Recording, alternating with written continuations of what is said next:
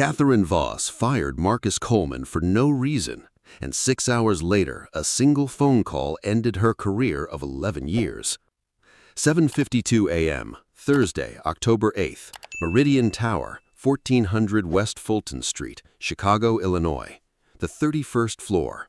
Glass walls on every side, no windows that opened, air conditioning humming just loud enough to notice. Marcus Coleman stood in the doorway of Catherine Voss's office, still wearing his employee badge, still holding the coffee he'd bought from the lobby card 12 minutes earlier. He had no reason to think this would be the last morning he'd ever walk through that door.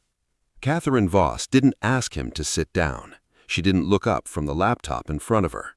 Her voice came out flat, almost bored, like she'd rehearsed it in her head before he walked in. "Your position is eliminated, effective immediately." Marcus set his coffee cup down on the edge of her desk, carefully, the way a man does when his hands haven't started shaking yet. "Can I ask why?" Catherine Voss finally looked up. For half a second, something flickered across her face. Not guilt, not hesitation, just impatience. No. That was the entire explanation. No file, no paperwork, no HR representative standing in the corner the way company policy required. Just Catherine Voss, alone in her office, ending 6 years, 4 months, and 11 days in less time than it takes to boil an egg. Marcus stood there a moment longer than he should have. He kept waiting for the rest of the sentence, a reason, a department restructuring, anything that would make the room make sense. It never came. Catherine Voss had already turned back to her screen, scrolling through something that had nothing to do with him. 2 security officers were waiting outside her office door when he stepped out. They didn't say anything. They didn't need to. They walked a few paces behind him all the way to his desk on the 4th floor, close enough that his co-workers noticed, far enough that nobody could officially call it an escort. It took him 6 minutes to empty 6 years into a single cardboard box. A coffee mug with a chip on the handle, a photograph of his 7-year-old daughter, Zoe, missing her front tooth in the picture, taken the same week her mother died. A laminated badge that, as of 8:04 a.m., would not open a single door in that building ever again. He didn't cry in the elevator. He didn't cry crossing the lobby, past the security desk, past the receptionist who wouldn't meet his eyes. His hands didn't start shaking until he reached the parking lot, alone, far enough from the glass that nobody inside could see him through it. 3 weeks before that morning, Marcus Coleman did something he never told a single person at Voss Dynamics, not his supervisor, not the front desk staff, not one co-worker. During a rainstorm, he noticed an elderly man struggling alone at the loading dock entrance, soaked through his coat, no umbrella, no assistant, wrestling with 11 heavy boxes of files stacked on a cart with a broken wheel. Marcus carried every single box inside himself, one at a time, while his own shift clock kept running. He never asked the man's name. The man never offered it. Those 11 boxes were still sitting in a records room on the 2nd floor of Meridian Tower, untouched, exactly where Marcus had left them. Nobody at Voss Dynamics had opened them. Nobody had asked who left them there, or why, or what was inside. Marcus didn't know it yet, but somebody was about to ask all 3 of those questions in the same afternoon. At 8:15 a.m., 11 minutes after Marcus Coleman walked out of Meridian Tower the last time, a call came in to the main switchboard of Voss Dynamics. It didn't come from within the company. The number wasn't listed in any employee directory. Whoever answered it marked the call urgent and forwarded it immediately to the Office of General Counsel. By 1 p.m., 3 members of the Voss Dynamics board had listened to that recording. By 2:40 p.m., 7 of them had heard it. Catherine Voss didn't hear it until 3 p.m. The same recording, the same 11 minutes of audio, played back to her in a conference room she walked into expecting a routine quarterly budget review. She had 6 hours left in the only job she had ever built her life around. At 7:52 a.m. that morning, standing over Marcus Coleman with a decision she never once explained, Catherine Voss had no idea the clock had already started. If this story already has you leaning in, take a moment to like this video, subscribe to Kindness Matters, and tell us in the comments where you're watching from. It helps stories like this one reach someone who needs it today. Now let's go back 3 weeks to a rainstorm, 11 boxes, and a man whose name Catherine Voss didn't know yet, but was about to learn the hard way. Marcus Coleman's apartment was on the second floor of a building on South Kedzie Avenue, 11 miles from Meridian Tower. Rent was $1,150 a month. He'd lived there since his wife, Angela, passed away 3 years earlier, 7 months after her diagnosis. Zoe was 4 when her mother died. She was 7 now, and she still slept with her mother's old sweater folded on the pillow beside her. Every weekday, Marcus woke at 5:40 a.m. He made Zoe's lunch first, turkey sandwich, apple slices, a note folded into the napkin every single day, even when he had nothing new to write. He walked her to the bus stop at 7:10 a.m., waited until the doors closed, and caught the 7:15 train downtown. At Voss Dynamics, Marcus managed building maintenance schedules, vendor contracts, and facilities requests for a floor of 340 employees. He answered emails at 6:30 a.m. before Zoe woke up. He never once asked for overtime pay, even when he stayed late fixing what wasn't technically his job to fix. Co-workers liked him. Few of them knew much about him. He didn't talk about Angela. He didn't talk about the extra shifts he picked up on weekends, stocking shelves at a hardware store on West Irving Park Road to cover Zoe's tuition at her after-school program. He didn't mention the nights he skipped dinner so there'd be enough left for groceries on Friday. Nobody at Voss Dynamics had ever seen Marcus raise his voice. Nobody had ever heard him complain. When the elevator broke for 6 weeks last spring, he was the one who walked every delivery up 4 flights of stairs without telling a single manager. He never asked to be noticed. That was exactly why almost no one had. 3 weeks before he was fired, Marcus Coleman was checking the loading dock delivery log at 6:70 a.m. when he noticed the man standing outside in the rain. The man looked to be in his 70s, wearing a gray overcoat already soaked through at the shoulders. Beside him sat a metal cart with 11 cardboard boxes, one wheel bent sideways, refusing to roll. 2 Voss Dynamics employees walked past him without stopping. A third glanced over, checked his phone, and kept walking. Marcus didn't ask who the man was. He didn't check whether he had a visitor's badge or an appointment on the calendar. He walked out into the rain, propped the loading door open with his shoulder, and started carrying the boxes in himself, one at a time, 6 trips in total. "You didn't ask my name," the man said, watching him from just inside the doorway. "Didn't need to. You needed help. That was enough." The man studied him for a moment, longer than the exchange required. Most people check who's worth helping first. Marcus set the last box down and shrugged. "That's their choice, not mine." The old man thanked him quietly and left without giving his name. Marcus never asked twice. He assumed the man was a vendor or maybe a retired employee visiting old colleagues. He went back to his morning schedule and didn't think about it again. What Marcus didn't notice, because there was no reason to, was that the older man had stopped at the security desk on his way out and asked a single question: whether the building kept visitor logs going back further than 30 days. The guard said yes. The old man asked to see them. By the time Marcus clocked out that evening, someone at Voss Dynamics had already started quietly pulling 6 years of records with his name on them. 2 weeks after the rainstorm, a quarterly restructuring memo landed in Catherine Voss's inbox at 9:14 a.m. It came from her head of operations, a man named Gregory Pratt, who worked under 3 different CEOs in 11 years and prided himself on never missing a cost-cutting opportunity. Pratt's memo recommended eliminating 4 positions across facilities and support staff to trim $340,000 from the annual budget. Marcus Coleman's name was 3rd on the list, flagged only as Facilities Coordinator, Floor 4, Redundant Function. Catherine Voss read the memo in 90 seconds and forwarded it to HR with one line: "Approved. Proceed by end of week." Nobody questioned it. Pratt had run the numbers. HR had checked the severance calculations. Legal had confirmed the paperwork met Illinois labor requirements. Every box was checked by people who were confident they understood exactly what they were doing. "He's a solid employee," said Denise Amati, the HR director, during a short call with Pratt. "But solid isn't the same as essential." "Nothing personal," Pratt said, "just numbers." Nobody on that call knew about the 11 boxes still sitting untouched in the second-floor records room.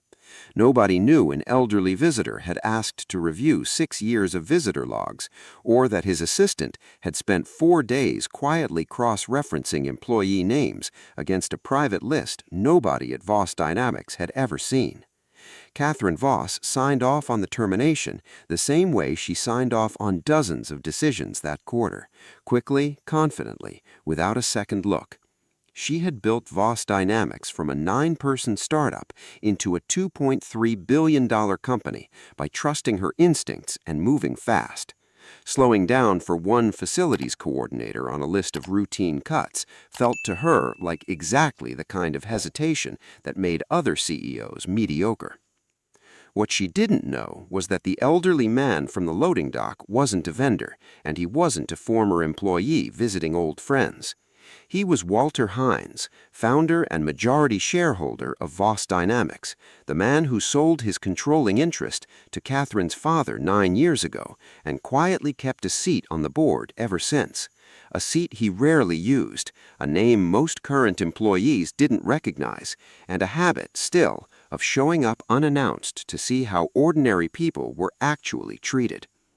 Catherine Voss had no reason to think of him at all. She had every reason to. Walter Hines didn't act right away. That wasn't his style.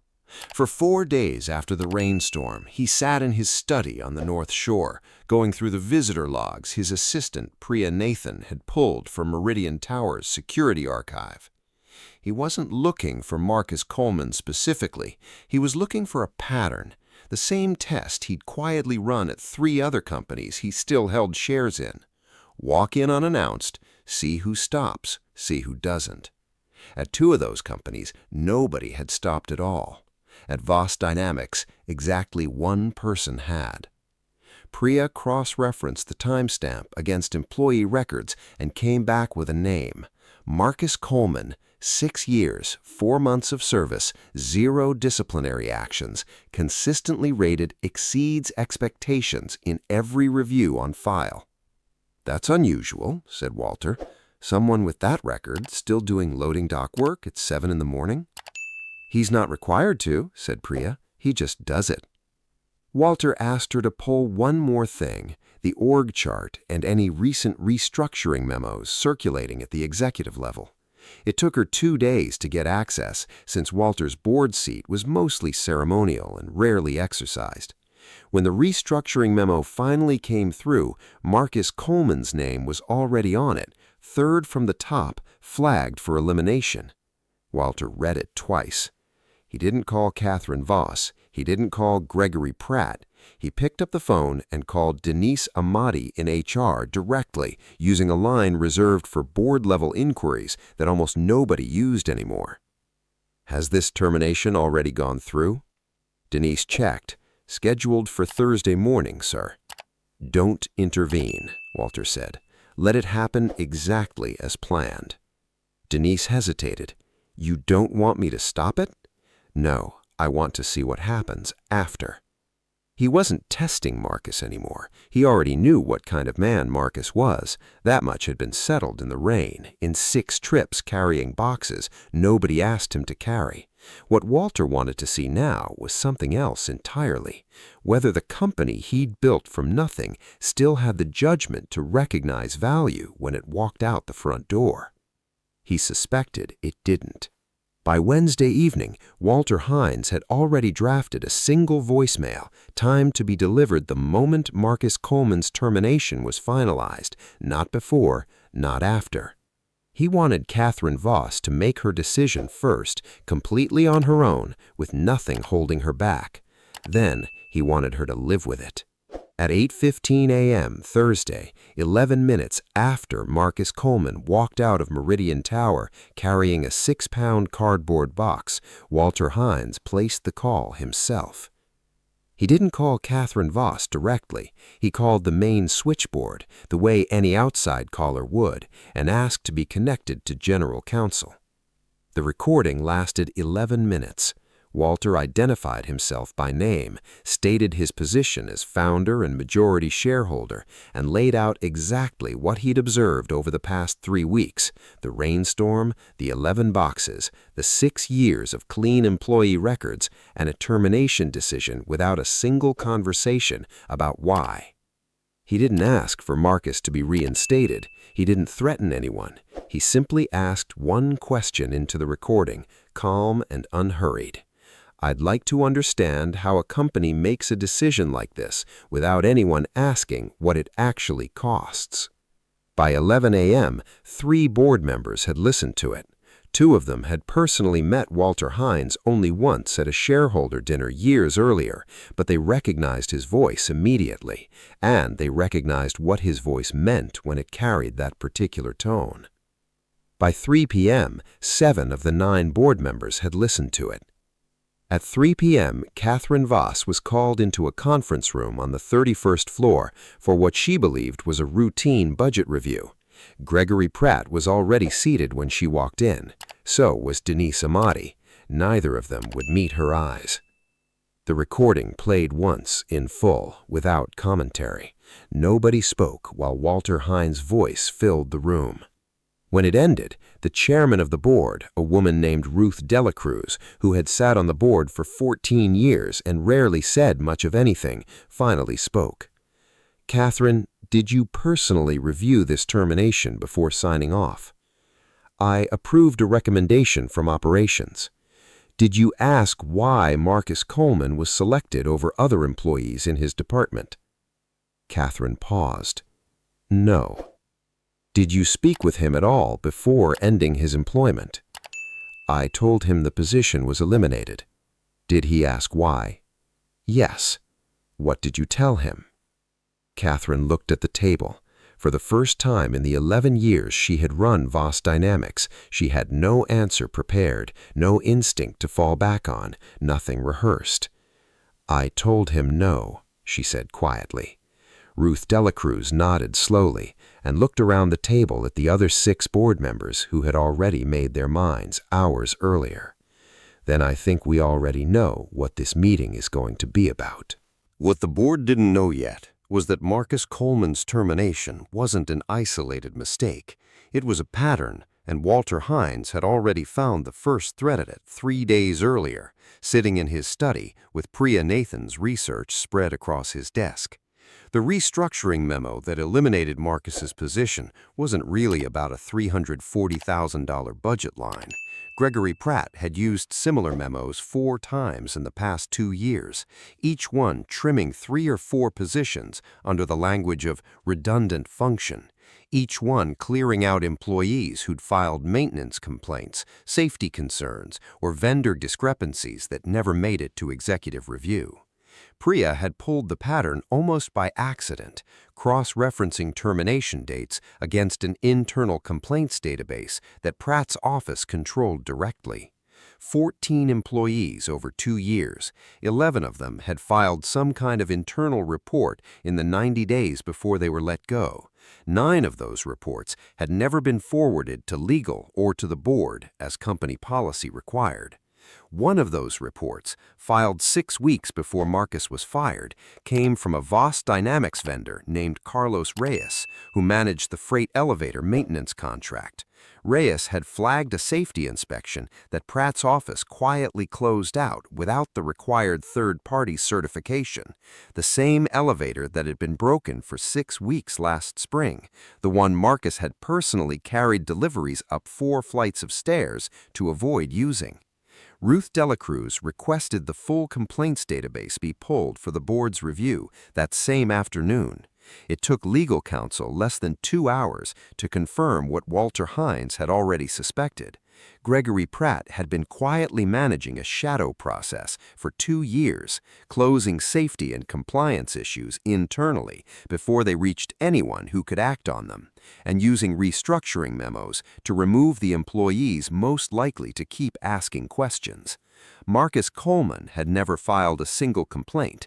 He'd simply kept doing the work others avoided, without complaint, without asking, until his name ended up on a list built to remove people who made problems visible, whether or not he'd ever raised one himself. By 4:30 p.m. that Thursday, the board had voted. Gregory Pratt was placed on immediate leave pending a full compliance investigation. Ruth Delacruz was appointed interim liaison between the board and executive leadership, effective that evening. Catherine Voss remained CEO, but the board's next words made clear that her position now came with a level of oversight it had never carried before. "You built this company well," she said to her, once the room had mostly emptied, "but you stopped asking questions somewhere along the way. That has to change, starting now." Catherine didn't argue. She sat with that for a long moment, then asked for one thing. "I need Marcus Coleman's address." At 7:40 p.m., Catherine Voss stood outside a 2-story building on South Kedzie Avenue, still wearing the same blazer she'd had on that morning when she'd fired him. Marcus opened the door with Zoe standing just behind him, peeking around his leg. "Miss Voss," he said it flatly, not unkindly, just tired.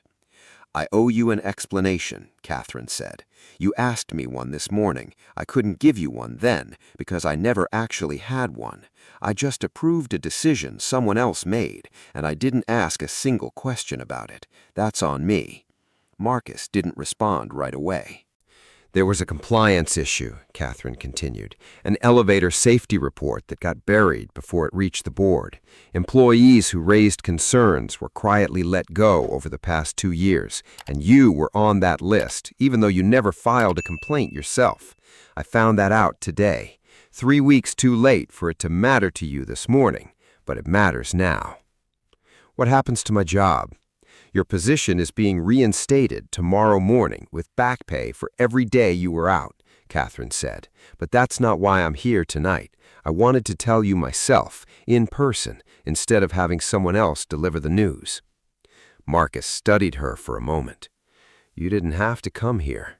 "No," Catherine said, "I didn't." Zoe tugged at her father's sleeve. "Daddy, is this the lady from your work?"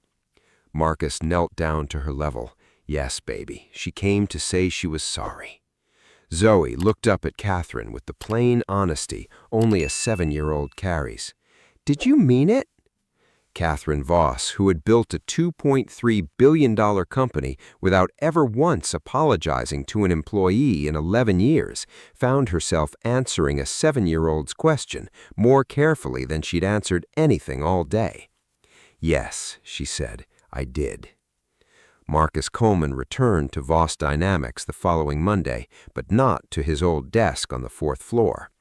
Walter Hines had made one request to the board before stepping back from active involvement again, that Marcus be given the chance to help redesign how the company handled internal complaints, safety reports, and employee concerns going forward. Marcus didn't ask for a new title. Ruth Delacruz gave him one anyway, Director of Employee Standards, a position that hadn't existed before that Thursday and existed now because of it. His first project was simple. He built a reporting system where every safety or compliance concern went directly to 2 people at once, legal counsel and the board liaison, with no single executive able to close a report without a second signature. Carlos Reyes, the vendor who'd flagged the elevator inspection months earlier, was the first person to use it. The elevator was recertified within 3 weeks. Gregory Pratt resigned before the investigation concluded.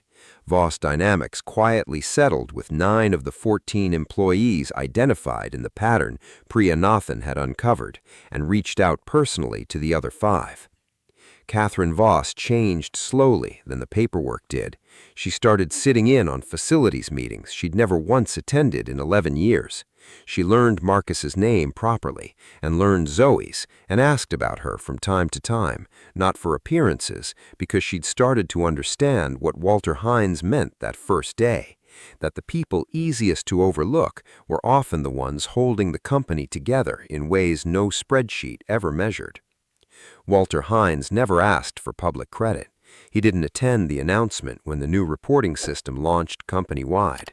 He'd already gotten what he came for 3 weeks earlier, standing in the rain with 11 boxes and a bad wheel on his cart. Marcus never brought up the morning he was fired again, not out of forgiveness performed for anyone's benefit, but because he genuinely didn't see the use in carrying it forward. He had Zoe to raise, a job that mattered again, and a company that slowly was starting to look at people the way he always had, without needing to know their title first. One evening that November, Zoe asked him at dinner why he'd helped carry those boxes for a stranger in the rain. Because he needed help, Marcus said. That was enough. Zoe thought about that for a moment, the way 7-year-olds do when something makes more sense to them than it should. Is that why the lady came to say sorry? Marcus smiled. That and because somebody finally asked her the right question. If this story moved you, take a moment to like, subscribe to Kindness Matters, and tell us in the comments about a time someone underestimated you and what happened next.